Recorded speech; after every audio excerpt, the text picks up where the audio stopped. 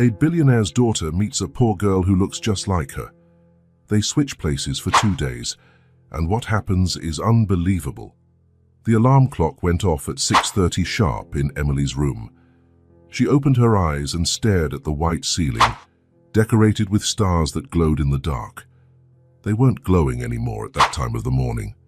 She sat up in her king-size bed, far too large for a 10-year-old girl, and looked out her bedroom window. The garden outside was perfect, with flowers trimmed just right, not a single leaf out of place. "Miss Emily, time to get ready." The voice of Martha, the nanny, came from the hallway before Emily could even properly stretch. The Parker residence was enormous. 3 floors, 7 bedrooms, a pool in the back, and a view of the lake that made the neighbors green with envy. Emily walked down the stairs, dragging her fingers along the polished wooden railing. Her footsteps echoed on the marble floor. The sound reminded her of how empty the house was. "Your father has already left. He left this for you." Martha pointed to an envelope on the dining table. Emily picked up the paper. Inside was a gift card to an expensive store and a note. "Sorry I missed your recital yesterday. Buy yourself something nice, Dad." Emily looked at the card, her face blank. It was the 3rd recital he had missed. Martha served breakfast, toast with imported raspberry jam, freshly squeezed orange juice and scrambled eggs. Emily ate in silence while the nanny checked the day's schedule. "Today we have piano lessons at 4, swimming at 5:30, and dinner at 7. Your father called to say he'll be home late again." Emily nodded. It was always like this. 3 miles away, in a weathered brick building in the south side of the city, Lila woke up to the sound of a sewing machine. The apartment had only 1 bedroom, where her parents slept in an old bed, while Lila used the living room sofa, which turned into a bed at night. "Mom, you started early today," Lila said, rubbing her eyes as she folded the patched blanket. Sarah Thompson looked up from the sewing machine. She had dark circles under her eyes, but she smiled when she saw her daughter. "I have to deliver this dress by noon. The client pays extra for rush deliveries." Mark appeared from the kitchen with a mug of cheap coffee. Since the factory had closed 8 months ago, he had been looking for a job every day, without success. Good morning, Princess," even tired and worried. His eyes always lit up when he saw his daughter. "I made some oatmeal for breakfast." Lila sat at the makeshift table. This used to be the time she would get ready for school, but after Mark lost his job, there was no money left for the uniform and the books or the bus fare. The public school was too far to walk, and the bus cost more than they could afford. "Are we going to study geography today?" Lila asked, trying to sound cheerful. Her mother did her best to teach her at home, between sewing jobs. "Of course, dear sweetie, after I finish this dress." Lila looked at the small calendar on the kitchen wall. Saturday was marked with a red circle. "How, you didn't forget, did you?" she asked, hopeful. Her parents exchanged quick glances. "The amusement park, of course we didn't forget," Sarah said, but her smile faltered. "We're saving up for the tickets." Mark pursed his lips. Since he lost his job, he couldn't even give his daughter the most basic things, let alone an expensive trip to an amusement park. In the afternoon, Emily sat at the grand piano in her family's music room. Her fingers moved with precision, but without passion. Through the window, she could see children walking home from school, laughing and talking. She wished she were out there. "Focus, Emily," the teacher requested. "You have talent, but you need to apply yourself more." Emily looked back at the keys. She played the entire piece without missing a note. The teacher applauded, satisfied. Emily felt nothing. After the lesson, Martha took her to swimming at an exclusive club. In the imported car, Emily sat in silence as watching the houses pass by the window. She thought about what it would be like to have someone waiting for her at home. Someone who would ask how her day was and actually want to know the answer. While Emily swam in a heated pool, Lila flipped through an old geography book with missing pages that her mother had found at a thrift store. She missed school and her friends, the teacher who always praised her drawings, but she never complained. She knew her parents already felt guilty enough. "I'm going to deliver this dress," said Sarah, putting the sewing into a plastic bag. "You stay with your dad. I'll be back soon." Mark was in the living room, reading the newspaper for job ads. When Sarah left, he closed the paper and smiled at his daughter. "How about we plant those beans you wanted?" Lila's face lit up. She ran to get 3 empty yogurt cups she had been saving. Mark helped her fill them with damp cotton balls and place the beans inside. "Now let's put them near the window to get some sun," he said, as Lila carefully carried the cups. From the window you could see a billboard for the new park. A golden carousel sparkled in the image, with smiling children riding on colorful horses. "Jenny used to sit with me at recess," Lila said, looking at the billboard. "She told me she went to the new park last weekend. She said the carousel is the biggest in the city." Mark swallowed hard. "I'm trying, Princess. I have another interview today." Lila turned and hugged her father. "I know, Dad, I'm not sad." But they both knew it was a lie. When evening came, Emily had dinner alone at the enormous table. Martha served the meal and then retreated to the kitchen. The sound of silverware on the plate was the only noise in the dining hall.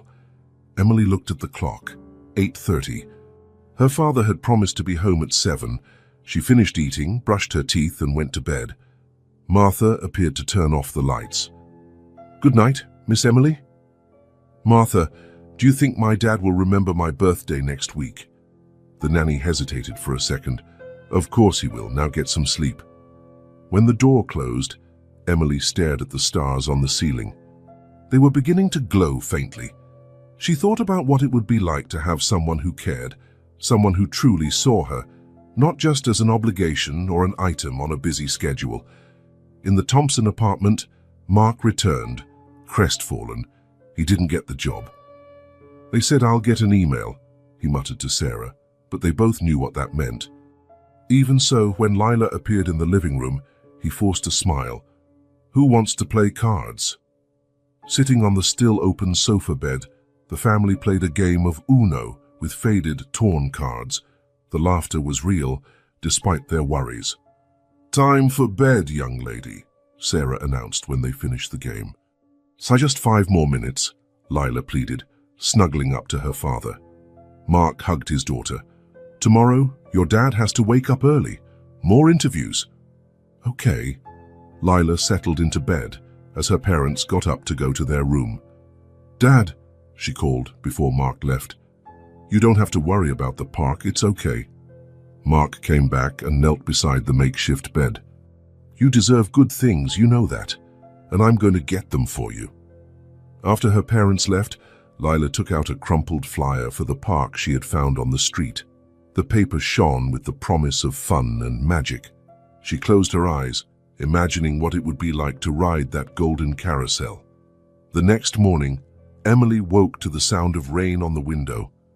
Her father had already left. There was another envelope on the table, another gift card, another apology. She put the card in a drawer along with the others. She had a collection by now. She looked at the grey sky through the window. Saturday would be her birthday. Her father had promised to take her to the new park that had opened. Emily doubted he would remember. Still, something inside her still hoped for it. What she didn't know was that, just a few miles away, another girl was looking at the same sky, dreaming of the same park, with no idea that a chance meeting would change both their lives forever. Saturday arrived with a perfect blue sky. Robert Parker looked at his watch and sighed. He had promised to spend the day with Emily, to take her to Central Park in the morning. But an emergency at work changed everything. "I'm so sorry, Princess. Martha will take you." He handed some money to the nanny. "Buy her some ice cream. It's her birthday." Emily watched her father walk out the front door. He didn't even look her in the eye. She tried to hide her disappointment. She was used to it by now. "Let's go, Miss Emily. The park is beautiful this time of year, with the spring flowers. We can take a walk around the lake." In the car, Emily clutched the gift her father had given her. A bracelet far too expensive for a 10-year-old girl. She would have traded it for 5 minutes of genuine attention. In the small Thompson apartment, Lila could hardly believe it. Her father had come in smiling, holding an envelope. "I got a temp job. I start on Monday." Mark showed her a few bills. "I thought we could go to Central Park today. Pack a lunch. Spend the afternoon by the lake." Lila screamed with joy and jumped into her father's arms. Sarah smiled, tears in her eyes. It was the first good news in months. "We'll spend the whole day there," Mark said, spinning his daughter in the air. "We can rent a little boat to row on the lake." Central Park was a green oasis in the middle of the city. Stone paths wound between well-kept lawns, colorful flower beds and old trees that offered generous shade. In the center, a lake with calm waters reflected the sky. Martha walked a few steps ahead of Emily, pointing to the flowers and explaining their scientific names. Emily just nodded, watching the families enjoying the day. Parents spreading blankets on the grass, children chasing ducks, elderly people feeding pigeons. She felt a familiar emptiness in her chest. "Would you like to take a turn on the lake, Miss Emily? We can rent a boat." Emily shrugged. "Whatever." The Thompsons entered the park hand in hand, breathing in the fresh air.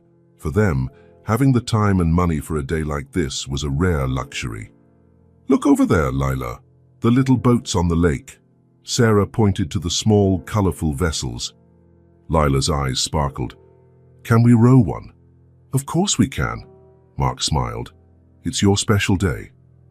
Emily watched the swans on the lake, sitting on a bench while Martha went to buy water from a stall. The children around her laughed and played while their parents took pictures.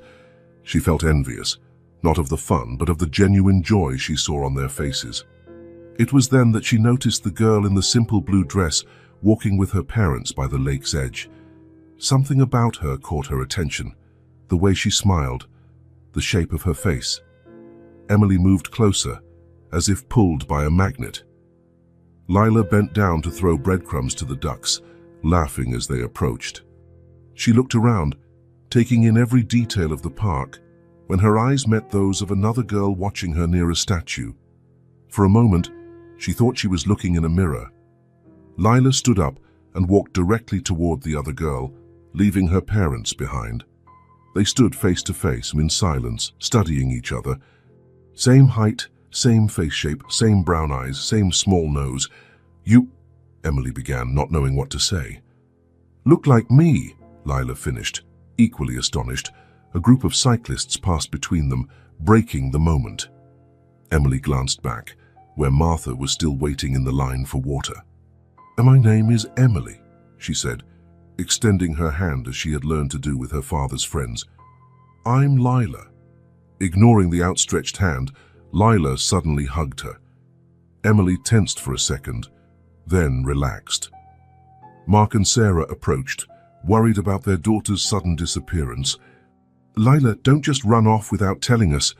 Sarah's voice died away when she saw the two girls together. "Oh my goodness." Mark blinked several times, as if he couldn't believe what he was seeing. "They're identical," Sarah completed. Martha returned with the water and also froze when she saw the scene. "Miss Emily?" The girls smiled, as if sharing a secret. "Can we talk for a bit?" Emily asked, surprising herself with the initiative. Sitting by the lake's edge, their feet dangling over the water, Emily and Lila discovered they had the same birthday, both turning 10 that day. While the adults talked, trying to understand the coincidence, the girls spoke as if they had known each other for years. "Taya, so your dad's a businessman?" Lila asked, throwing a pebble into the water and watching the ripples form. "Yes, but he's never home." Emily threw a stone too. "And you don't go to school anymore?" "Not since my dad lost his job." Lila shrugged. "But he just got a new one." Emily looked at the Thompsons. They looked tired, with simple clothes, but they smiled all the time, and Lila's father couldn't stop looking at his daughter, as if wanting to make sure she was happy. "Your house must be amazing," Lila commented, following Emily's gaze to the nanny, who wore elegant clothes. "It's big and empty." Emily sighed. "Your apartment must be noisy." "It's small, but never quiet." Lila smiled. For a moment they fell silent, each thinking about the other's life. It was Lila who spoke first, lowering her voice. "What if we switched?" Emily frowned. "What do you mean?" "Just for today. I'll go with your nanny to your house. You'll go with my parents to my apartment." "They'll notice." Lila shook her head. "Shall not if we switch clothes? Look, even our hair is similar. Yours is just neater." Emily glanced at Martha, who was talking distractedly with the Thompsons. The idea was crazy, impossible, and strangely tempting. "Why do you want to do this?" Emily asked. Lila shrugged. "Kai, I've always wanted to know what it's like to live in a big house." Then, more seriously, "And don't you want to know what it's like to have someone who really pays attention to you?" The comment hit Emily hard. How did Lila know exactly what she felt? What if it goes wrong? "It's just for one day. We'll come back here tomorrow and switch back." Lila smiled, confident. "No one will find out." Emily hesitated. It was crazy, it was risky, it was exactly what she wanted. Okay. They ran to the public restroom in the park. Emily put on Lila's simple blue dress, and Lila put on Emily's expensive clothes. They even swapped shoes. They looked at themselves in the mirror, fixing their hair to look exactly like the other. "You have to smile more," Lila instructed. "I'm always smiling." "And you need to say please and excuse me all the time," Emily said. "Martha notices that." When they came out, the adults were already waiting for them near a fountain. "Time to go, Lila," Sarah called, holding out her hand. Martha checked her watch. "Miss Emily, we have to go. Your father called to ask if you liked your gift." The girls exchanged a final conspiratorial look. Emily walked over to Sarah and Mark, her heart pounding as the woman took her hand. Lila went to Martha, maintaining the upright posture she had seen Emily use. No one noticed the switch. As they walked away in opposite directions, each looked back one last time, nervous and excited about the adventure that was just beginning. Martha's car glided through the automatic gate of the Parker mansion. Lila resisted the urge to press her face against the window. She tried to imitate the indifferent expression she had seen on Emily during the afternoon. "We're here, Miss Emily," Martha announced, parking the car in the circular driveway in front of a double door of dark wood. Lila got out of the car and looked at the house. 3 stories of light-colored brick, huge windows, a garden that looked like it was out of a magazine. She swallowed hard. How could someone live in a place like this and not smile all the time? "Your father called again. He said he'll try to make it for dinner." Martha opened the front door, holding it for Lila to enter. The entrance hall was larger than the Thompsons' entire apartment. A crystal chandelier hung from the high ceiling, casting colorful reflections on the marble floor. A wide staircase led to the second floor, the railing so polished it shone. "Ty, would you like a snack before dinner?" Martha asked, hanging her purse on a coat rack. Lila wanted to explore every corner of that incredible house, but she remembered she was supposed to act like Emily. "No, thank you. I'm going to my room." Martha nodded, unsurprised. "I'll call you when dinner is ready." Lila went up the stairs slowly, wondering which room was Emily's. In the second-floor hallway, she counted 6 doors. Which one was the right one? She stopped in front of the third one, hesitated, and then opened it. She got it right on the first try. It was a princess's room. Soft pink walls, a king-size bed with a canopy, a bookshelf full of books, a huge television on the wall. At the other end of the room, a door led to a private bathroom. The closet was the size of the Thompsons' kitchen. Lila could hardly believe it. She closed the door behind her and then did what she most wanted to do. She jumped on the bed. The mattress was so soft she sank into it, laughing. She rolled from side to side, feeling the soft sheets against her skin. Then she explored every drawer, every shelf.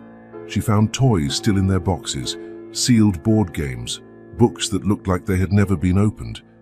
In a dresser, she discovered a tablet and a laptop, both state-of-the-art. In the closet, the clothes still had tags on them, shoes of all kinds. Lila tried on a pair of soft leather boots, then a straw hat, then a coat that felt like it was made of clouds. "It's like a store," she whispered to herself. She went back to the room and turned on the television. She flipped through the channels until she found cartoons. She sat on the bed, surrounded by soft pillows, and for a moment felt like a princess in an enchanted castle. The Thompsons' apartment was on the 4th floor of a building with no elevator.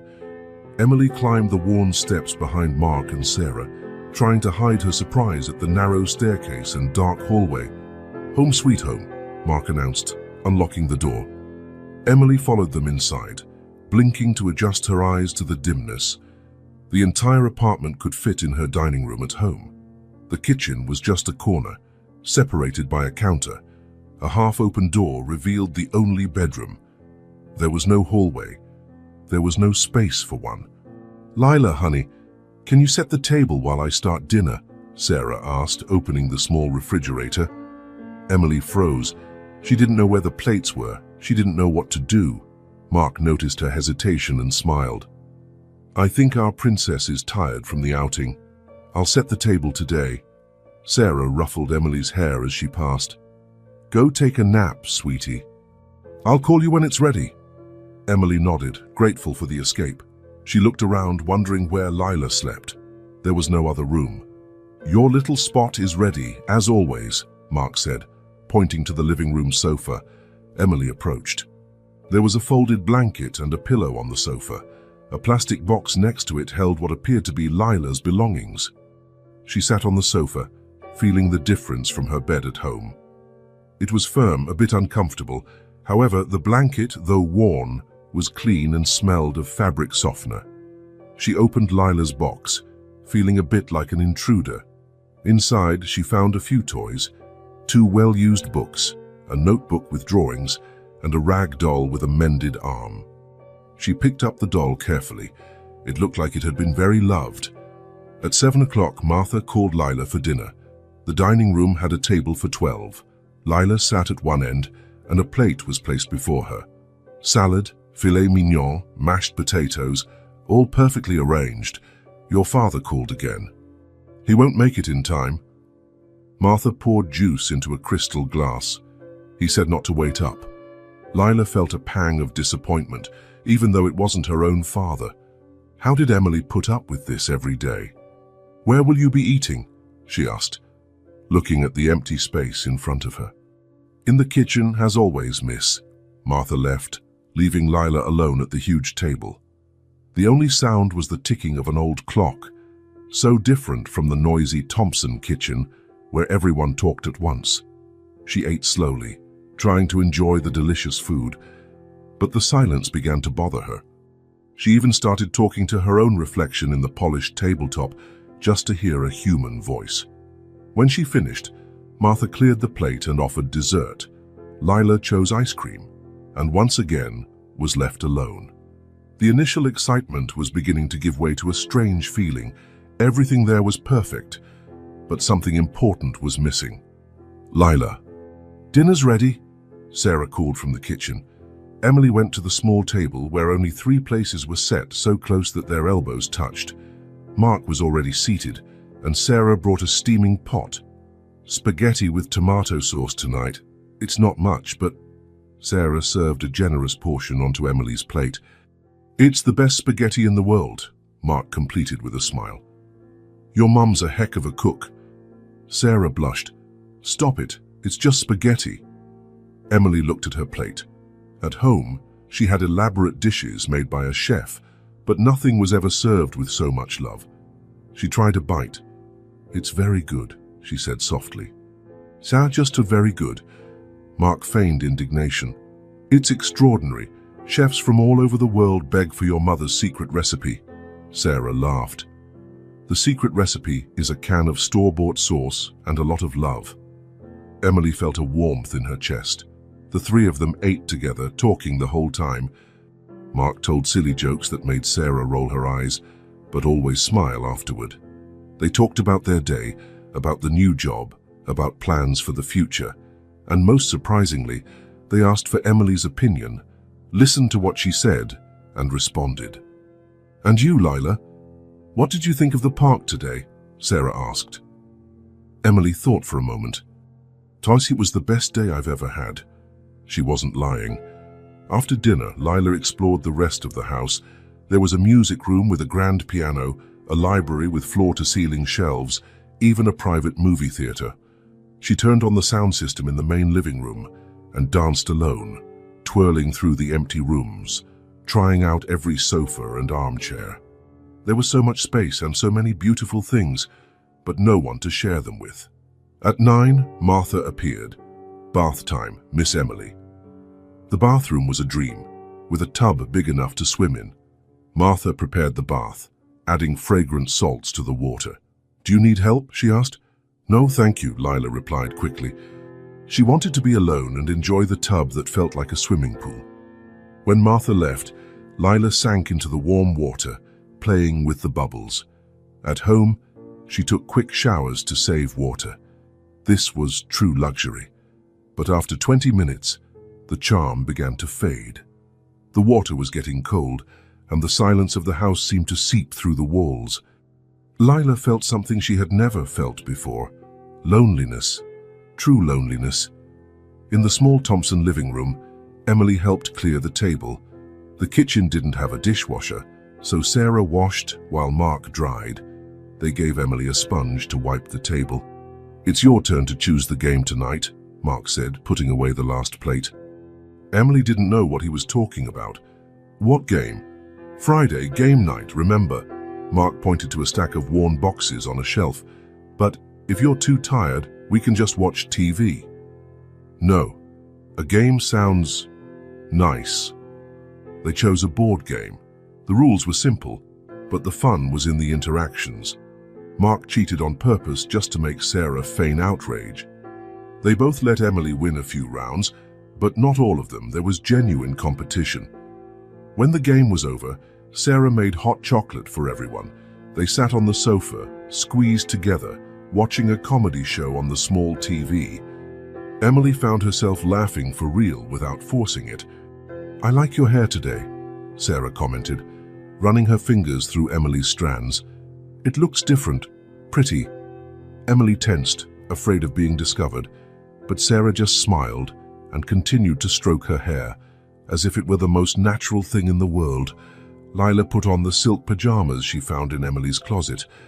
She explored the room once more, opening every drawer, touching every object. She found a diary hidden under the mattress and flipped through it, feeling a little guilty. The pages were filled with sad drawings, lonely figures, windows with distant silhouettes, lots of stars. Few words, all of them about loneliness and waiting. She closed the diary and put it back in its hiding place. She understood more about Emily in that moment than in their entire conversation at the park. At 10, Martha came to check if everything was okay. "Your father called. He apologized for not being able to make it. He said he'll make it up to you tomorrow." Lila nodded, trying to look used to it. "It's okay. Good night, Miss Emily." Martha adjusted the room's thermostat and left, closing the door. Lila was alone in the huge room.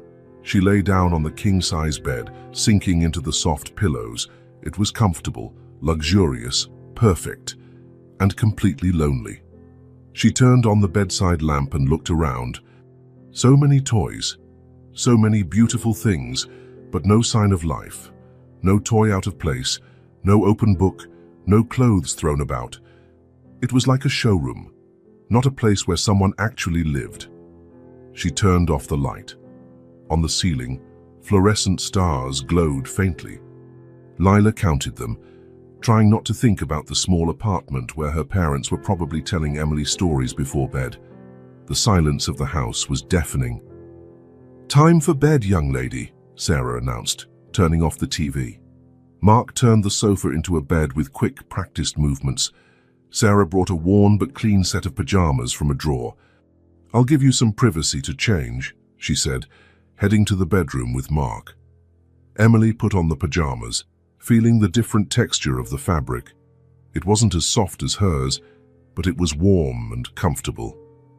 She sat on the makeshift bed, observing the small apartment. Even with the lights out, she could hear Sarah and Mark talking softly in their room, the sound of the neighbor's TV, the distant noise of cars on the street. Sarah returned, carrying a hairbrush. "May I?" Emily nodded, surprised. Sarah sat beside her and began to brush her hair with gentle strokes. No one had done that since her mother died. Martha just checked if her hair was tidy. She never brushed it for her. "You're quiet tonight," Sarah commented. "Did something happen at the park?" Emily shook her head. "I'm just happy." Sarah smiled and kissed her forehead. "We are too. Good night, my love." "Sleep well, princess," Mark said from the bedroom door. "Tomorrow is another day." Emily lay down and Sarah tucked her in. Before leaving, she left one last kiss on her cheek. "If you need anything, we're right there." When she was alone, Emily stared at the peeling ceiling. She could hear the couple getting ready for bed, the creak of the old bed, their affectionate whispers. The apartment was small, noisy, simple, and completely full of love. For the first time in years, Emily fell asleep smiling. Sunday dawned with a light drizzle. Sarah Thompson was making breakfast, watching the rain through the small kitchen window. Mark was still asleep. Sunday was his only day to fully rest. In the living room, Emily remained on the sofa bed, pretending to be asleep. She had been awake for a while, but wanted to prolong the feeling of being there, wrapped in that worn blanket that smelled of cheap fabric softener and love. Sarah approached quietly and sat on the edge of the sofa. "Lila, are you awake, sweetie?" Emily slowly opened her eyes. "Good morning." "Good morning." "I made pancakes." Sarah brushed a strand of hair from Emily's face. She frowned for a moment, as if noticing something different, but then smiled. "Did you sleep well?" Emily nodded. She had slept better than she had in months. At the small kitchen table, Emily ate the pancakes slowly, cutting small pieces with her fork and knife. Sarah watched her with curiosity. "Since when do you eat so politely?" Emily froze with her fork halfway to her mouth. "Like what?" "You usually roll up the whole pancake and eat it with your hand," Sarah laughed. "And you always ask for more syrup." "Oh," Emily thought quickly, "I just feel like eating differently today." Sarah tilted her head, studying her daughter. "You've been different since yesterday. Quieter, more what?" "I don't know, different." Sarah reached out and touched Emily's forehead. "You don't have a fever. Maybe you're just tired." Emily forced a smile, trying to seem more Lila. "I'm great, just thinking." Sarah nodded, but her eyes remained watchful, observant. "If you say so." In the Parker mansion, Lila woke to the sound of footsteps in the hallway. She looked at the digital clock on the bedside table. 9:17 a.m. At home, she would have been up for hours, helping with breakfast or tidying up the sofa bed. Martha knocked on the door. "Miss Emily, are you awake?" "Yes," Lila replied, sitting up in the enormous bed. The nanny entered, carrying a tray. "Your breakfast?" "Your father left early. He had an urgent meeting." Lila felt a pang of disappointment, even though it wasn't her own father. It was Sunday. What kind of meeting happens on a Sunday? "Thank you," she said, accepting the tray. Scrambled eggs, toast, orange juice, all perfectly arranged. "Any plans for today?" Martha asked, opening the curtains. Outside, the drizzle fell on the impeccable garden. Lila shrugged. "I don't know. What do I usually do on Sundays?" Martha seemed surprised by the question. "Well, your piano and swimming lessons are during the week. Sometimes you read or watch television. And my father." "What do we do together on Sundays?" Martha's expression softened. "He usually works, miss, but he always promises to make it up." "And does he?" Martha straightened the covers, avoiding Lila's gaze. "I'll let you have your breakfast. Call if you need anything." When the door closed, Lila looked at the tray. The food looked perfect, like something out of a TV commercial. She ate slowly, alone in the huge room, hearing only the distant sound of rain against the windows. In the Thompson kitchen, Mark appeared, yawning. "Good morning, my princesses," Sarah smiled, pouring him a cup of cheap coffee. "Sleepyhead." Emily watched the interaction. There was so much affection in that simple gesture. Good morning, Lila. Mark ruffled Emily's hair as he passed. Any plans for today? Before Emily could answer, Sarah intervened. I think she's a little tired. She's been quiet. Mark looked at Emily with concern. Are you feeling sick, Princess? No, Emily replied quickly. I'm fine. She's also eating differently, Sarah commented. They're all polite with a fork and knife, Mark laughed. Is our little wild child becoming a lady? Emily blushed. She was giving herself away without realizing it. I'm just trying something new, she murmured. Mark exchanged a look with Sarah, but didn't press the issue. How about a game after breakfast? Hey, it's raining anyway, we can't go out. Emily smiled, genuinely excited. I'd like that. Lila spent the morning exploring the mansion. The rain kept her indoors, which only intensified the feeling of confinement. Each room was larger and more luxurious than the last, but they all shared the same characteristic. They seemed untouched, like sets for a play where no one actually lived. In the library, she found a photo in a silver frame. A smiling woman held a baby in her arms, while a younger man, whom she recognized as Robert Parker, looked at them both with adoration. Emily's mother, she presumed. She wondered what had happened to her. Martha appeared at the door. Oh, lunch is ready, miss. Is my father coming home for lunch? Lila asked, putting the photo back in its place. He called and said he'll try, but no promises. In the enormous dining hall, Lila sat alone at the table again. A plate of grilled salmon with asparagus was served. Expensive restaurant food, with no one to share it with. She was halfway through her meal when the front door opened. Robert Parker entered, talking on his cell phone. He gave a quick wave to Lila before heading to his office, still engrossed in his conversation. Lila sighed. Couldn't he even turn off his phone for 5 minutes on a Sunday? In the small Thompson living room, Emily was playing Uno with Mark and Sarah. The rain pattered against the windows, creating a cozy atmosphere. The game was simple, but the laughter was constant. Hey, that's not fair, Mark protested when Sarah played a plush 4 on his cards. Yes, it is. It's in the rules, Sarah laughed, winking at Emily. Isn't it, Lila? Emily nodded, smiling. Rules are rules. Mark picked up the 4 extra cards, grumbling playfully. You two always gang up on me. Emily felt a warmth in her chest. Was this what a family was supposed to be like? People who laughed together, who made jokes, who paid attention to each other. It's your turn, Lila, Sarah reminded her. Emily played her card distractedly. She was more interested in the dynamic between them than in the game itself. Everything okay, sweetie? Sarah asked, noticing her distraction. Yes, Emily replied, and then, without thinking, added, I just wish every day was like this. Sarah and Mark exchanged glances. What do you mean? Mark asked softly. We always play on Sundays. Emily realized her mistake. I know, it's nice. That's all. Sarah studied Emily's face for a moment, as if looking for something familiar that was different. You're so thoughtful since yesterday. Did something happen at the park that you didn't tell us about? Emily lowered her eyes to her cards. No, nothing. But Sarah didn't seem convinced. In the afternoon, Robert finally came out of his office. He found Lila in the living room, watching television without really paying attention. Hi, Emily. Sorry for the delay. This meeting was important. Lila looked at him, trying to hide her irritation.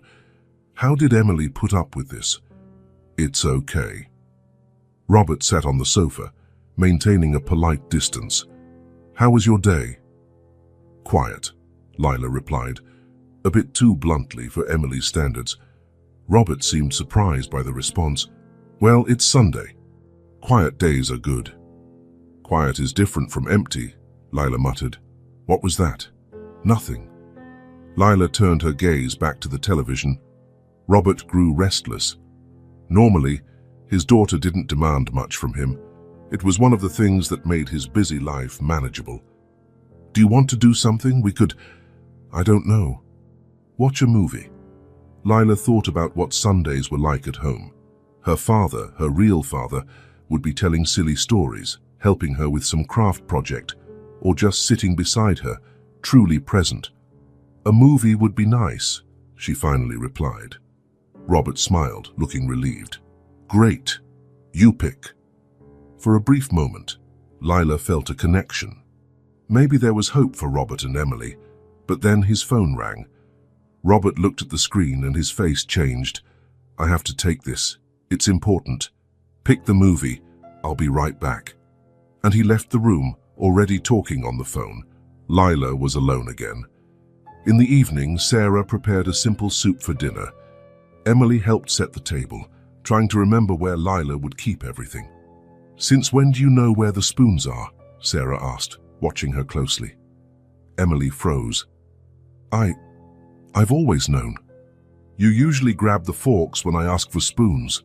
Sarah smiled, but her eyes were serious.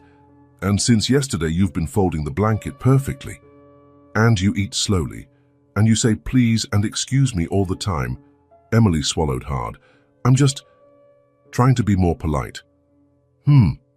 Sarah didn't push, but Emily could feel that she suspected something. During dinner, the conversation flowed naturally. Mark talked about the new job he would start the next day. Sarah talked about a sewing order she needed to finish.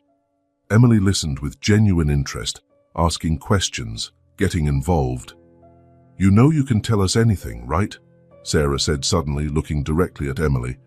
Of course, Emily replied, her heart racing. Anything, Sarah repeated. Even if it seems strange. Emily nodded, not trusting her own voice. Did Sarah know? How could she know? After dinner, while Mark washed the dishes, Sarah took Emily to the living room. They sat on the sofa that would soon become Lila's bed. Sweetheart, Sarah began, holding Emily's hands, I know my daughter. I know every expression, every gesture, every habit. She paused. And you, for the past 2 days, have been different. Emily felt her blood run cold. Different how? I can't explain it. It's like... Sarah studied her face. It's like you're Lila, but not completely. Emily looked down. Was the game up? Whatever it is, and Sarah continued, I want you to know that we're here. To talk. To help. Understand. Emily nodded, fighting back tears. What would it be like to have a mother like this every day? Someone who noticed every little change, who cared so much. Can I stay here? She asked in a whisper. Sarah frowned. What do you mean, sweetie? This is your home. Emily didn't answer. She couldn't explain that she wanted to stay forever, that she didn't want to go back to her empty mansion, her absent father, her lonely life. That this little family, in this small apartment, was everything she had ever wanted. In the Parker mansion, Lila was sitting alone in the living room. Robert had gone back to his office after dinner, promising it would be just another half hour. That was 2 hours ago. The house was too quiet, too big, too empty. Lila thought of her parents, of their small, noisy apartment, of Emily sleeping in her makeshift bed, receiving the affection she deserved. The tears came without warning. First one, then another, until she was sobbing, curled up on the huge sofa. She missed home. She missed her parents. She wanted to go back. That's how Robert found her when he finally came out of his office. He stopped at the door, completely unprepared for the sight of his always composed daughter crying openly. Emily, what happened? Lila lifted her tear-stained face. For a moment, she forgot about the charade. Forgot she was supposed to be Emily. She was just a 10-year-old girl who wanted to go home. This house is beautiful, she said between sobs. But nobody talks to me. I just want to go home. Robert stood paralyzed, as if he had been slapped. Emily, this is your home. Lila shook her head, still crying. No, it's not. Home is where people talk to you, where someone asks how your day was and really wants to know, where you're not alone. Robert approached hesitantly, sitting beside her. He reached out his hand but stopped halfway, as if he didn't know how to comfort his own daughter. I'm sorry, I've been busy, but you're always busy, Lila interrupted. There's always something more important. Robert swallowed hard. The words hit him like arrows. It was true. There was always something more urgent than his daughter. But to hear it from her, to see the pain in her eyes. Emily. Lila wiped her tears with the back of her hands. Tomorrow. I need to go to the park tomorrow. The park? Robert frowned, confused by the change of subject. Why? I just need to... Please. Something in her tone, desperate, urgent, made Robert nod. All right, I'll take you tomorrow. Lila sniffled, trying to compose herself. Promise? I promise. But even as he said it, his phone vibrated in his pocket. Instinctively, Robert took it out to check. Lila watched the movement with resignation. Some things never changed. The next morning, Emily woke with a heavy heart. It was time to go back, to leave this little paradise and return to her life of empty luxury. Sarah had prepared her favorite breakfast, or rather Lila's favorite, and tried to keep the conversation lively, but there was a tension in the air. Lila, Sarah said as they tidied the kitchen, is there anything you want to tell me? Anything at all? Emily almost confessed everything right then. Almost said that she wasn't Lila, that she was a rich, lonely girl who had found more love in this small apartment in 2 days than in years in her mansion. But the words got stuck in her throat. I need to go to the park today, she finally said. Sarah seemed surprised. To the park? The same one from Saturday? Emily nodded. It's important. Mark, who was listening to the conversation, exchanged a look with Sarah. We can take you after lunch. I have a job interview in the morning. Thank you, Emily said, feeling both relieved and sad. Today she would see Lila again. Today she would go home. But a part of her didn't want to go back. A part of her wanted to stay as Lila Thompson forever. At the park, the fountain where they had first met was surrounded by pigeons. Lila arrived first, accompanied by Robert, who checked his watch every few minutes. How long are we staying? He asked. Not long, Lila replied, scanning the paths for the Thompsons. When she finally saw them coming up the stone path, her heart leaped. Emily was walking between Mark and Sarah, holding both their hands. It looked so natural, as if she had always been part of that family. The girls looked at each other from a distance, a silent recognition passing between them. It was time to tell the truth. The social worker's office was too small to comfortably fit the 6 people sitting around the table. Robert Parker looked out of place, his expensive suit contrasting with the peeling walls. Sarah and Mark Thompson held each other's hands, still processing everything they had discovered in the last few days. Emily and Lila sat side by side, identical in every physical detail, but dressed completely differently. Emily in a simple dress borrowed from Lila, and Lila in clothes far too expensive for a child. Thank you for coming on such short notice, said Mrs. Winters, adjusting her glasses as she flipped through an old folder.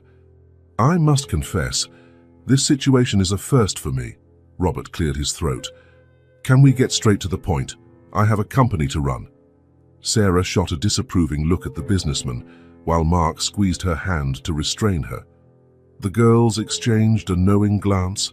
In just 2 days, they had become well acquainted with the dynamics of both families. Mrs. Winters nodded. Of course, as I explained over the phone, I found the records of the girls' adoptions, and, well, they are, in fact, twin sisters. A heavy silence filled the room. Although everyone had suspected it since the incident at the park, hearing the official confirmation made it all much more real. How could this have happened? Sarah asked, and her voice trembling. How could 2 sisters be separated like this? The social worker sighed, looking genuinely troubled. It was an administrative error, a terrible mistake. She opened 2 folders side by side. You see, both were left at the orphanage when they were just a few days old. The biological mother couldn't afford to raise twins, and no one thought it was important to mention there were 2 of them, Robert questioned, indignant. According to the records, the information existed, but Mrs. Winters hesitated. There was a staff change around that time. The orphanage was overwhelmed. The babies were placed in separate cribs, in different wings, and they simply fell into separate adoption processes. Lila reached out and took Emily's hand. Both stared intently at the open folders that contained their life stories. When Mr. Parker came to adopt, he specified he wanted a girl, preferably a newborn, the social worker continued. And 3 weeks later, when the Thompsons came, we didn't specify, Mark completed. We just wanted a child to love. Mrs. Winters nodded. Exactly, and no one connected the dots. In different adoptions, with different social workers, the twins became Emily Parker and Lila Thompson. Robert ran a hand over his face, looking suddenly exhausted. And the biological mother, does she know about this? Unfortunately, we haven't had contact with her for years. She signed the papers relinquishing custody and never came back. She only left a letter to be given to her daughters when they turn 18. The girls sat up straighter in their chairs. Can we see the letter now? Emily asked. The social worker shook her head. Girl, I'm sorry. Legally, I can only give it to you when you come of age, or if the biological mother appears and authorizes it. Lila grimaced in disappointment. That's not fair. It's about us.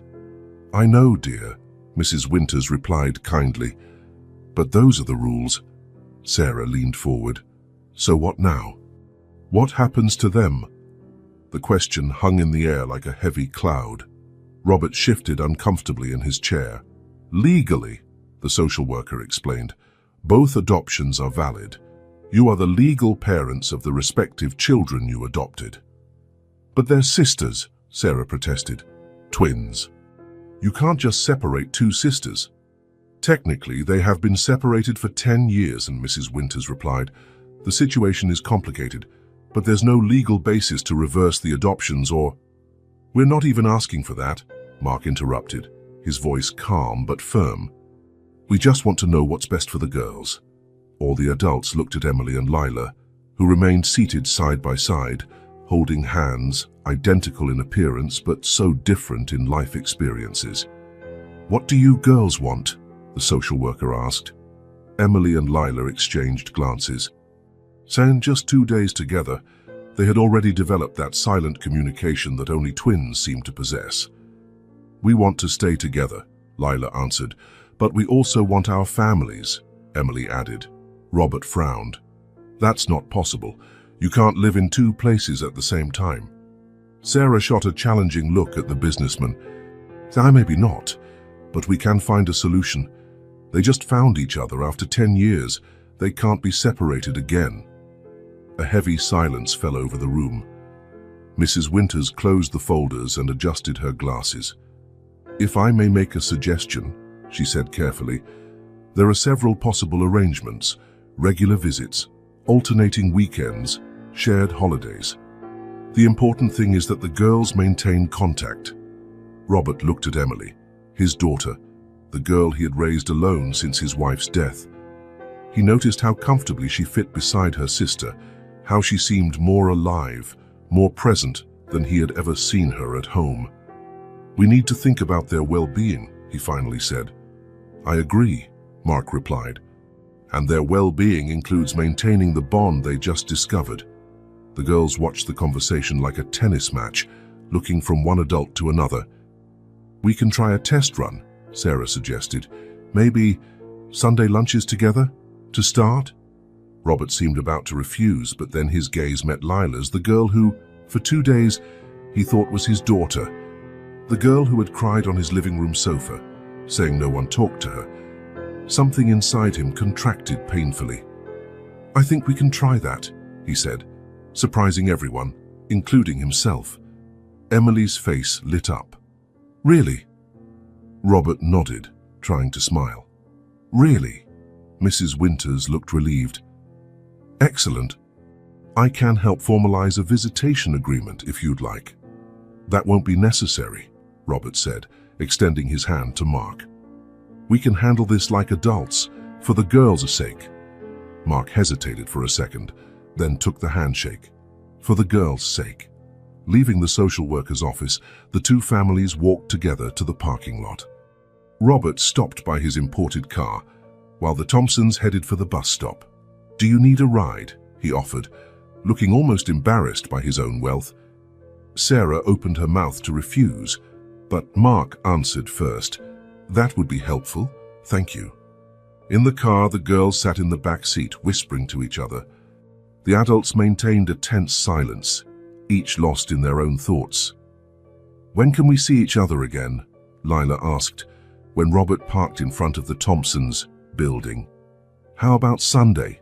Sarah suggested, looking at Robert. "You could come have lunch with us." Robert frowned. "Here? Unless you'd rather host us at your house," Sarah replied with a slight edge to her voice. "Sunday is great," Mark intervened, giving his wife a warning look. "Noon," Robert nodded. "We'll be here." The girls hugged for a long time, reluctant to part. "Just a few more days," Emily whispered to her sister. "I'll send letters," Lila promised. Every day, Sarah smoothed a strand of Emily's hair.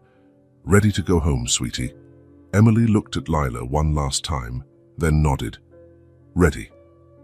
As Robert's car drove away, taking Emily and Lila in opposite directions once more, both looked back through the windows, silently promising they would never be truly separated again. No matter what happened, they had found each other, and it was no accident. The first night back at the mansion was strange for Emily. Her room, once a refuge, now seemed too big, too empty. Lying in her king-size bed, she looked at the fluorescent stars on the ceiling and thought of the Thompsons' sofa bed, the smell of cheap fabric softener, the comforting sound of people talking in the next room. Martha knocked on the door and entered without waiting for a response, as she always did. "Is everything all right, Miss Emily? Do you need anything before you sleep?" Emily shook her head. "No, thank you." The nanny nodded and turned to leave, following the daily routine. Before she could close the door, Emily called out, "Martha." "Yes, miss." Emily hesitated. She wanted to ask if Martha could stay a little longer, talk, maybe brush her hair like Sarah had done. But the words wouldn't come out. Nothing. "Good night. Good night, Miss Emily." The door closed, and Emily was alone again. In the silence of the room, she felt the absence of laughter, of conversation, of the small gestures of affection that filled the Thompson apartment. There, someone always asked what she was thinking, always cared about her answers. Here, everything was perfect and empty. In the small Thompson apartment, Lila tidied her spot on the sofa bed. Sarah had washed the blanket and pillow, and the smell of fabric softener filled the room. "Everything okay over there, Princess?" Mark asked, coming out of the bedroom already in his pajamas. "Everything's fine," Lila replied, but her voice faltered a bit. Mark sat beside her on the sofa. "Do you want to talk about what happened? About your sister?" Lila felt her eyes sting. "It's strange. I spent 10 years not knowing she existed, and now I can't stop thinking about her." "It's normal. You're twins." Mark put his arm around his daughter's shoulders. You have a special connection." "Her house is so different," Lila continued. "Everything is big and beautiful, but quiet." "Did you miss it here?" Lila nodded. "I missed you guys. The noise, Dad's bad jokes." She smiled a little. "Even the neighbor with the loud TV." Mark laughed and kissed the top of his daughter's head. "And we missed you, even without knowing it wasn't you." Sarah appeared at the bedroom door. "Are you two going to talk all night? School is tomorrow." "School?" Lila's eyes widened. "But I haven't been to school in months." Her parents exchanged a look. "Emily told you that, didn't she?" Lila bit her lip, realizing her mistake. "Yes, she mentioned it." Sarah sat on the other side of her daughter. "Well, that's going to change. Your dad's new job starts tomorrow, remember? And we managed to arrange for you to go back to school too." "Really?" Lila couldn't contain her excitement. "I get to go back." "Yes, young lady. Next Monday you'll be back. We've already spoken with the principal, explained the situation." Sarah hesitated. "Well, part of the situation." "This is amazing." Lila hugged them both at the same time. Then, more quietly, "Do you think Emily can go to the same school?" "That's something we need to discuss with Mr. Parker," Mark replied carefully. "But I'm sure you two will see each other a lot." When she finally lay down to sleep, Lila felt at home, safe. But there was an empty space now, an Emily-shaped space. How was it possible to miss someone so much whom she had just met? The next morning, Emily woke up to the same silence as always. She went down for breakfast and found the table set just for her, like every other day. Martha supervised the maid who was serving breakfast. "Good morning, Miss Emily. Did you sleep well?" "Yes, thank you." But she hadn't. She had spent half the night thinking about what Sarah and Mark were doing. If they had noticed the differences between her and Lila. If they were talking about what had happened. "Your father has already left. He had an early meeting." Emily nodded, unsurprised. She ate slowly, feeling the weight of the silence on her shoulders as she never had before. Before meeting Lila, before experiencing the Thompsons' life, silence was just silence. Now it was a painful absence. In the first letter she sent, Lila drew the Thompson family in front of their building. She added a thought bubble above her head, with a drawing of Emily inside. On the back of the paper she wrote in her round handwriting, "Dear Emily, I miss you." It's weird, isn't it? We just met, but it feels like a piece of me has always been missing. A piece shaped like you. Mom said I can go back to school on Monday. Dad started his new job today. He was nervous, but he pretended he wasn't. Mom always knows when he's nervous because he combs his hair the wrong way. How is it in the mansion? Has your dad noticed anything? Did Martha ask about the switch? Write back soon or call. The phone here got reconnected yesterday. With love, Lila, your twin sister. Lila adorned the letter with stars and hearts, then put it in an envelope that Sarah helped her address. The next day, coming back from the market with her mother, she found an envelope waiting in the mailbox. "Dear Lila, I miss you too. It's like half of me stayed with you. The house is the same. Quiet, big. My dad is still working a lot. Martha asked if I was okay. Said I seem different. I think she knows something happened, but not exactly what. I'm so happy you're going back to school. Do you think we could ever study together? I have private lessons here at home, but I'd rather go to a real school. Today I tried to make pancakes like your mum. Martha almost had a heart attack when she saw me in the kitchen. She said, 'It's no place for you, miss.' The pancakes were awful, but it was fun to try. Would you mind if I called tonight? I'd love to hear your voice. With love, Emily. I still can't believe I have a sister."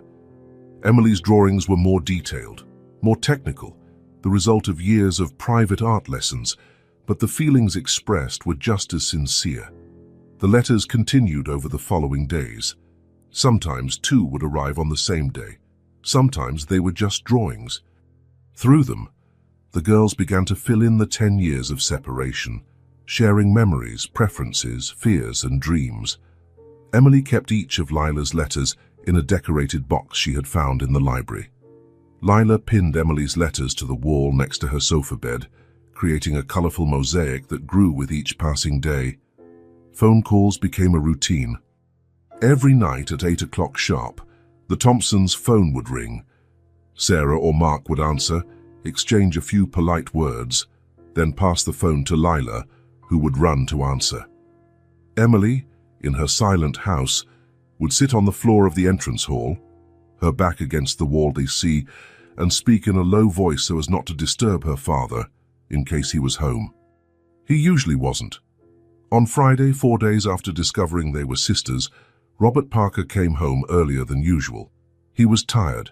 Negotiations for the acquisition of a rival company were more complicated than he had anticipated. "Miss Emily is in her room," Martha informed him when he asked for his daughter. Robert nodded and went up the stairs. He stopped in front of Emily's bedroom door, hesitant. He didn't usually interrupt his daughter's routine. In fact, he wasn't sure what her routine was. Martha took care of everything. He knocked softly. "Come in." came the surprised reply. Emily was sitting at her desk, writing something that she quickly hid when her father entered. "Hi, Dad." "Hi, Emily." Robert looked around, noticing how tidy the room was.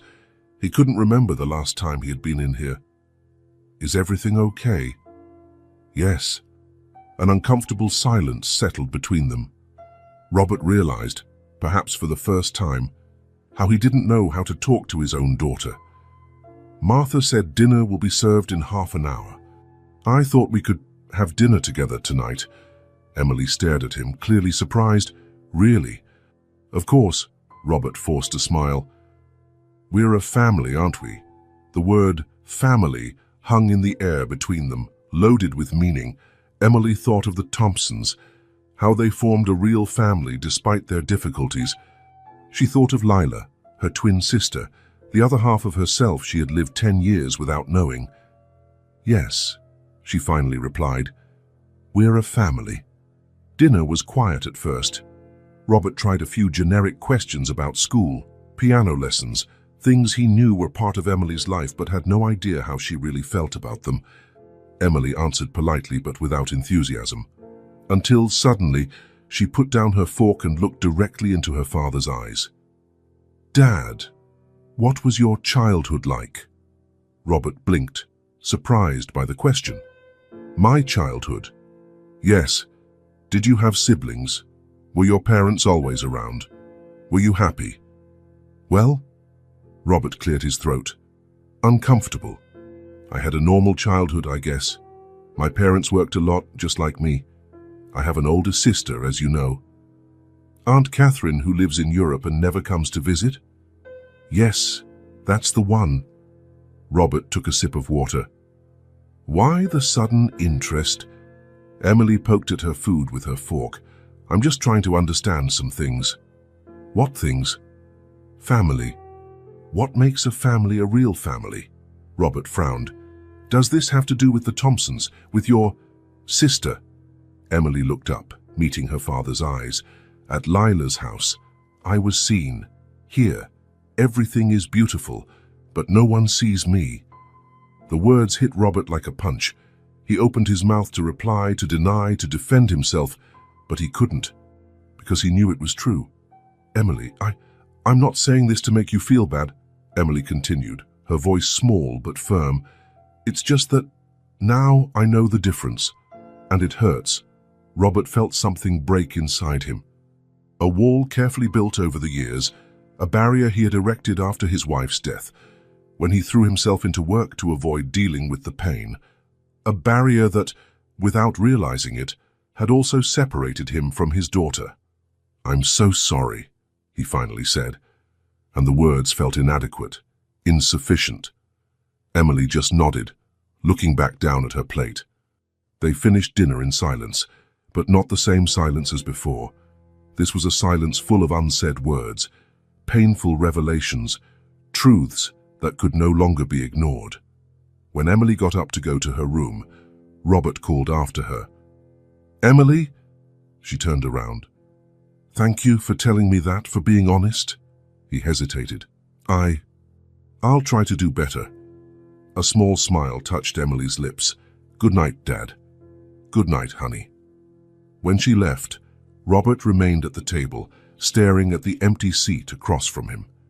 He remembered Lila, the girl identical to his daughter, yet somehow completely different. He remembered how she had cried on the sofa, saying no one talked to her. At the time, he thought it was Emily having some kind of breakdown. Now he understood. His daughter was suffocating in this perfect, empty house, and he hadn't even noticed. Robert stood up, determined. In his office, he took out his planner and began to rearrange appointments, cancel non-essential meetings, delegate tasks. For the first time in years, something was more important than the company. His daughter needed him, and he would not fail her again. Robert Parker adjusted his tie as he climbed the stairs of the building. He had never imagined he would feel so uncomfortable in a place, not because of the building's simplicity, but because every worn step reminded him of decisions he had made throughout his life, decisions that prioritized profits over people. He stopped on the 4th floor, out of breath.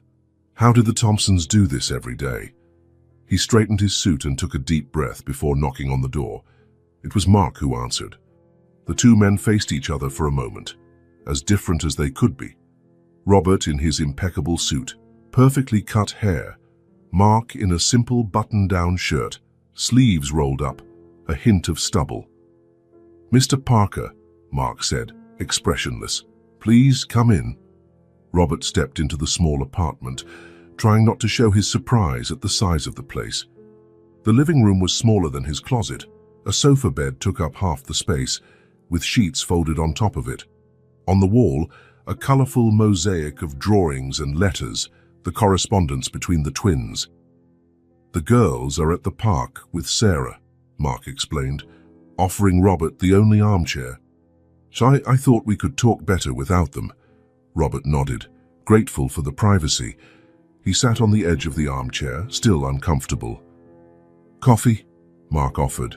"Please." Mark went to the small kitchen, separated from the living room only by a counter. He prepared 2 cups and returned, handing one to Robert before sitting on the sofa.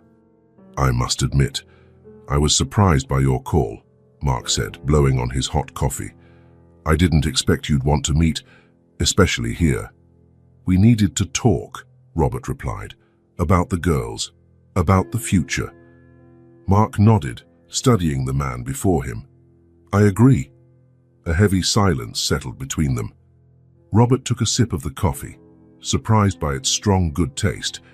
It wasn't the imported gourmet coffee he was used to, but it had something authentic.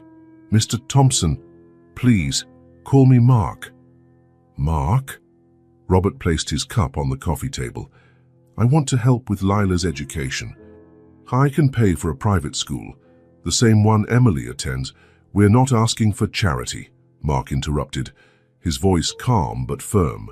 "It's not charity. It's shared responsibility. They're sisters." Mark looked at the man before him for a long moment. Then he placed his cup next to Robert's and leaned forward. "Mr. Parker, I need to say something, and I ask that you hear me out." Robert nodded, tense. "I used to work for your company," Mark said, keeping his tone calm. "For 3 years, in the production department. I was dedicated.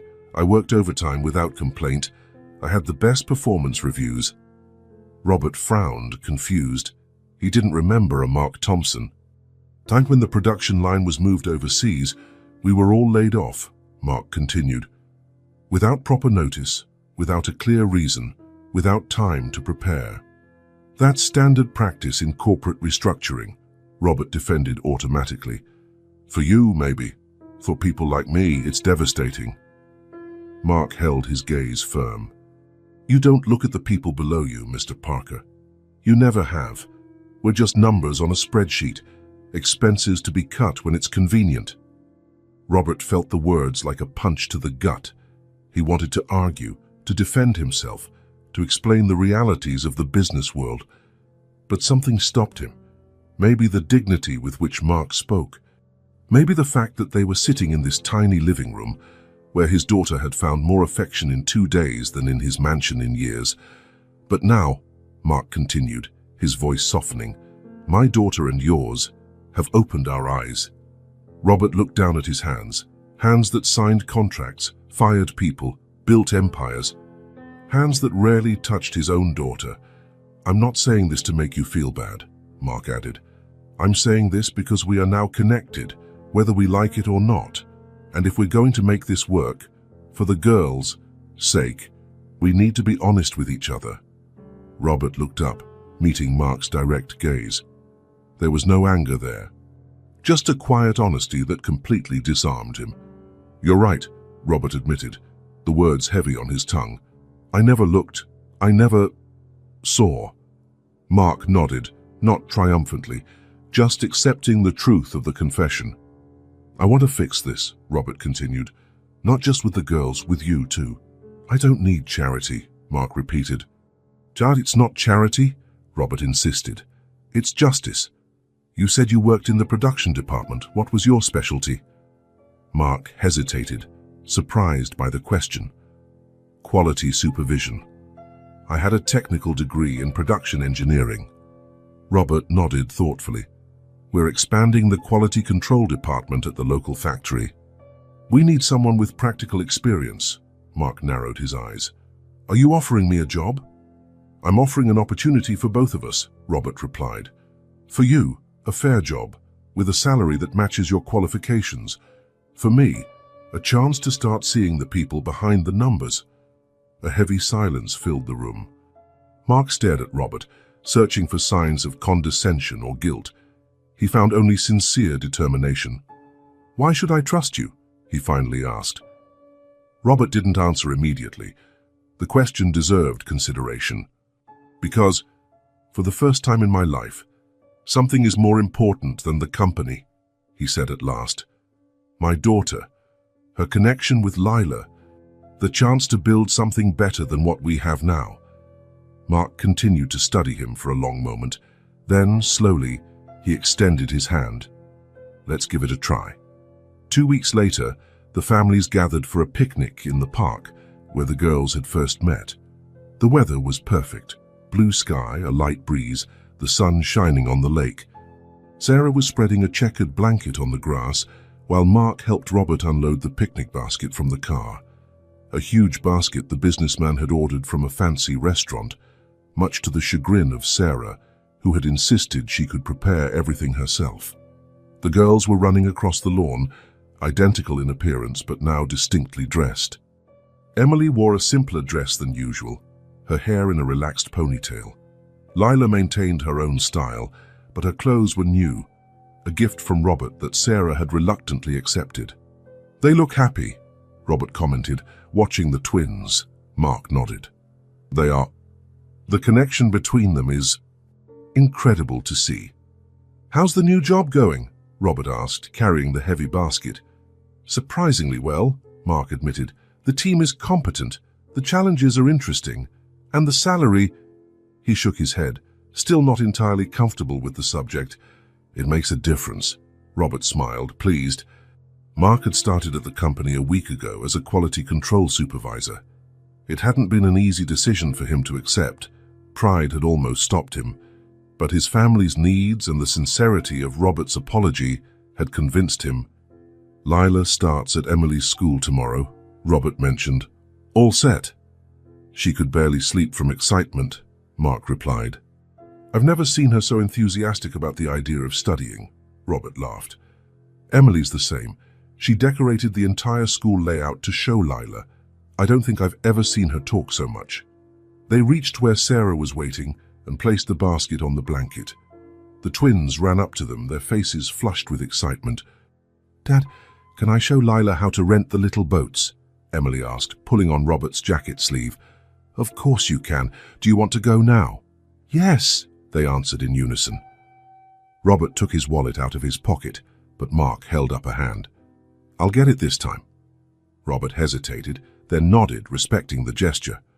Mark gave Lila a few bills. Be careful, and come back in half an hour to eat, Sarah advised. The girls ran off, hand in hand, laughing. Sarah watched them go, a soft smile on her lips. It's still strange, isn't it, to think that for 10 years they lived apart, without knowing the other existed. And now they can't be separated for 5 minutes, Mark added. Robert sat on the blanket, awkward in his casual suit, the most informal he could manage for a picnic. Thank you, he said suddenly, for letting me be a part of this, after everything. Sarah looked at him for a moment, still not entirely comfortable with the businessman, but then her gaze softened. The girls need both families, she said simply. We're doing this for them. Robert nodded, grateful for her sincerity. The next morning, a black car pulled up in front of the Thompsons' building. Robert got out, impeccable in his suit, and checked his watch. 15 minutes before the agreed time. Perfect. Mark and Lila were already waiting on the sidewalk. The girl was wearing the private school uniform for the first time, identical to Emily's, who was waiting in the car. Good morning, Robert greeted. Ready for the big day? Lila nodded, excited but also nervous. Emily said the school is huge. It is, but you'll be in the same class. She'll show you everything. Lila hugged her father before getting into the car, where Emily was eagerly waiting for her. The girls immediately started whispering and laughing, creating their own world. "I'll pick them up at 3, Robert informed. "I can bring Lila straight home if you prefer." "That would be great," Mark replied. "I start the afternoon shift today." Robert nodded. "And how is Sarah with the new apartment?" After offering Mark the job, Robert had also insisted on helping the family move to a better place, not out of charity, as he made a point to clarify, but because Mark's new salary allowed for it. After much resistance, the Thompsons agreed to move to a more spacious apartment, closer to the girls' school. "Still getting used to it," Mark admitted. "It's strange to have extra space after being cramped for so long." "Is Lila happy with her own room?" Mark smiled. "Happy is an understatement. She's decorated every inch with drawings, letters, pictures of the two of them." Robert nodded, satisfied. "I have to go, or the girls will be late on their first day." "Thank you for doing this," Mark said, extending his hand. "For taking them. For everything." Robert accepted the handshake, feeling the weight of the gratitude. "It's the least I can do." In the car, the twins talked non-stop about the day ahead. Robert watched them in the rearview mirror, amazed at Emily's transformation. She, who had always been so quiet and reserved, was now gesturing excitedly, explaining to her sister about the teachers and the classes, the extracurricular activities. "Dad," Emily called out suddenly, "are you really picking us up yourself?" The question caught him by surprise. "Of course I am. I promised, didn't I? It's just that usually Martha comes, or the driver. Today it'll be me," Robert stated firmly. "And tomorrow too, and the day after." Emily exchanged a look with Lila, and they both smiled. "And can we get ice cream after school?" Lila asked, testing the limits. Robert laughed. "Today, yes, to celebrate the first day." The girls cheered in the back seat, and Robert felt a wave of satisfaction. For years, he had delegated his daughter's upbringing to employees, convinced that providing for her materially was enough. What a huge mistake he had made. In the following weeks, a new routine was established.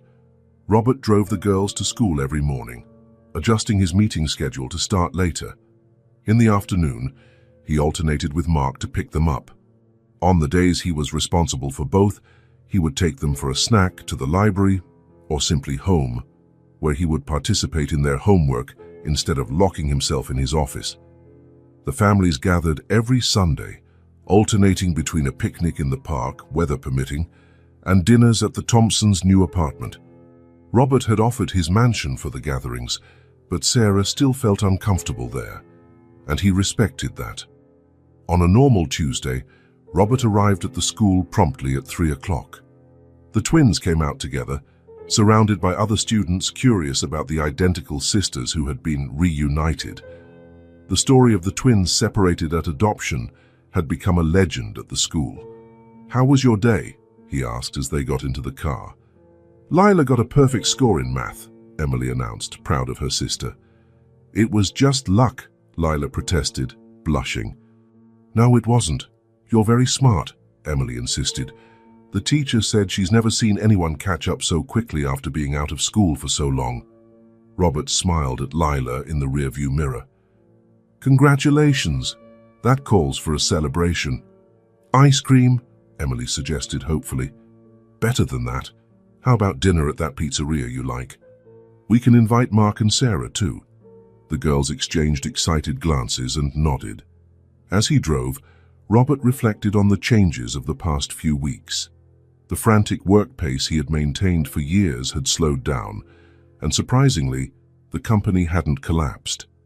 In fact, some of the changes he had implemented, inspired by his conversations with Mark, were showing positive results, but the biggest change was at home. The once silent mansion now echoed with laughter when Lila came over for movie nights or weekends.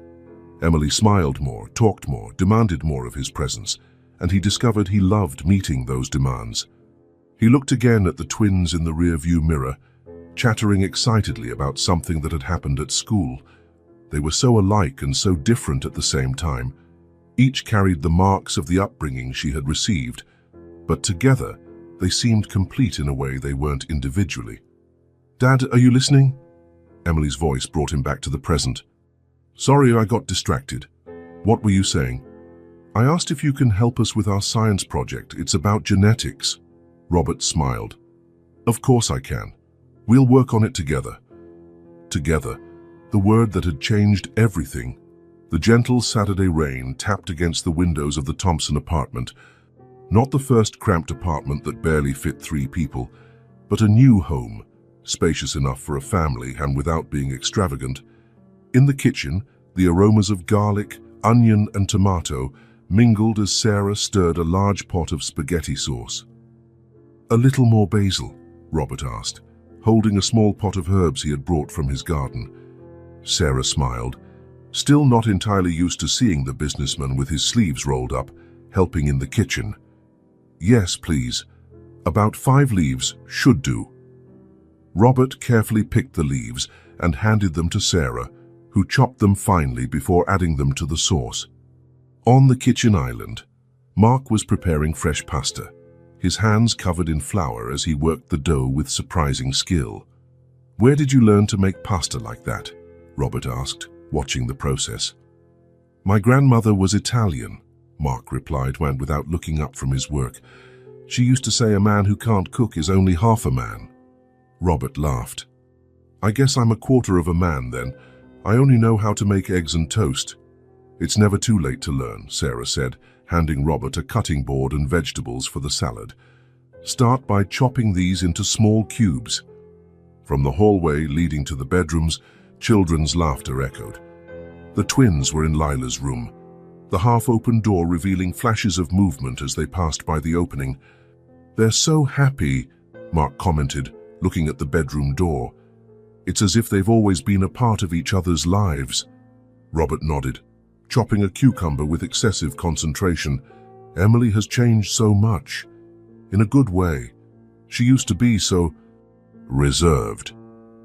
"And Lila is blossoming at school," Sarah added. "The teacher said she's never seen a student catch up on lost time so quickly." For a moment, they worked in comfortable silence, only the sound of the rain, the knives on the cutting board, and the dough being worked filling the air. "Thank you," Robert said suddenly, his voice low. Mark and Sarah looked at him, surprised. "For what?" Sarah asked. "For sharing your daughter, your family." Robert continued to chop the vegetables, avoiding looking directly at them. "You could have reacted completely differently when you found out about the girls. You could have kept me away, you could have—" "Your family," Mark interrupted simply. "There's nothing to thank us for." Robert finally looked up, a genuine smile on his face. "I'm still learning what that really means." In Lila's room, the twins were lying on the rug, surrounded by magazines, colored pencils, and scattered papers. They were working on a project for their art class, a mural about family, a theme they had chosen with obvious enthusiasm. "I think we should put the park in the center," Emily suggested, drawing a quick sketch. "That's where we met." Lila nodded, coloring a small version of what looked like the 5 of them, the twins, Robert, Mark, and Sarah, at a picnic. "Do you think she's watching us from somewhere?" Lila asked suddenly. Emily didn't have to ask who her sister was referring to. "Our biological mother. I don't know, maybe. I wish we could read that letter she left." "One day we will," Emily said, taking her sister's hand. "When we turn 18. They were silent for a moment, each lost in thought about the woman they had never met, but who had given them life and each other. "But you know," Emily continued, "even without her, we're lucky." "Are we?" "Yes. Some people have one family. We have 2. Lila smiled, squeezing her sister's hand. "And we have each other." They went back to their project, drawing and coloring in comfortable silence, sometimes laughing at a private joke, sometimes just existing together, as if making up for 10 lost years. Robert quietly approached the half-open bedroom door. The girls were so engrossed in their project that they didn't notice his presence.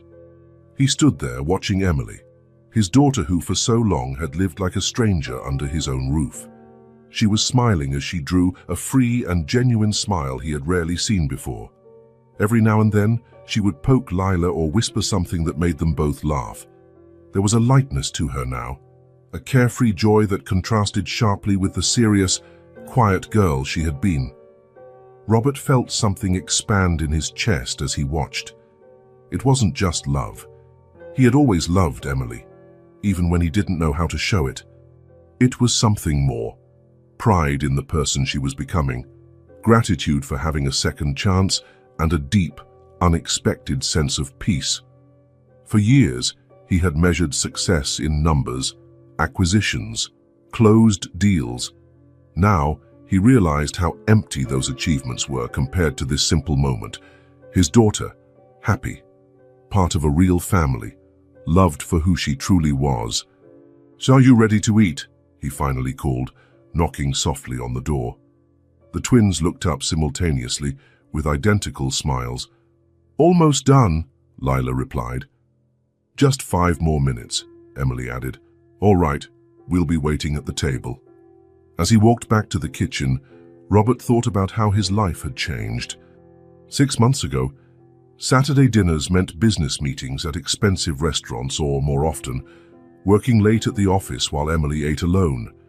Now, here he was, about to sit down at the table with his daughter, her twin sister, and her parents who, in some strange and wonderful way, had become his extended family.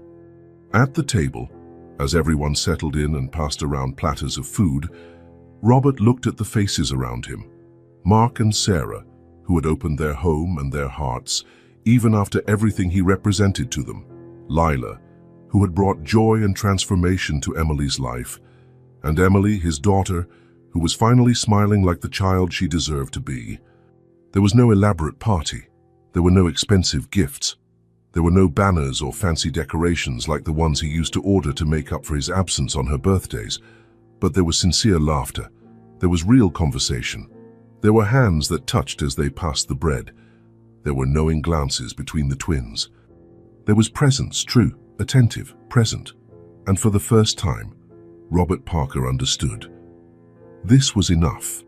This was everything.